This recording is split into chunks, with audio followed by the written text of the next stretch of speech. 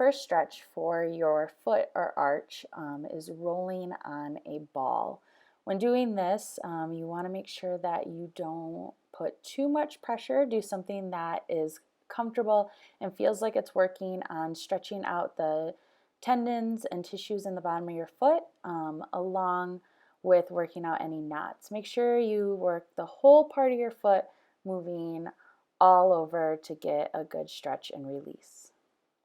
Next, we have your calf stretch on the wall. So you're just going to put your toes up against the wall, and then you're going to lean into the wall until you feel that good stretch up your calf. You may even feel this in the bottom of your foot as well, depending on your tightness.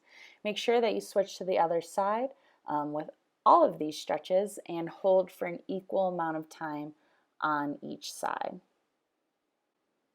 Next is the split stance calf stretch. For this, you'll get yourself into a split stance, and then you want to push your heel towards the ground on your back foot until you start to feel that stretch up your calf.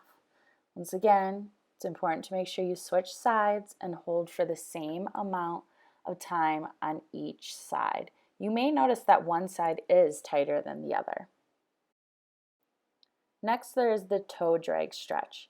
The stretch is going to get up the front of your foot along with the front part of your ankle. For this, you're just going to step back and drop those toes into the ground until you feel that good stretch on the top of your foot. Just like for everything else, make sure you switch sides and hold for the same amount of time on each side. Next, there is the towel stretch. This is a great stretch for your calf, hamstrings, and bottom of your foot. Depending on your tightness level, you can feel it in all three of these places, or you may only feel it in one or two of the places.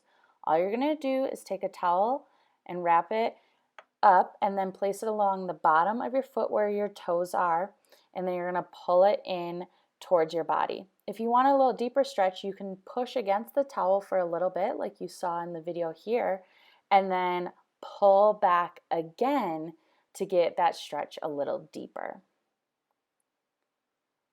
And then lastly, we're going to work on the plantar fascia, which is on the bottom of your foot.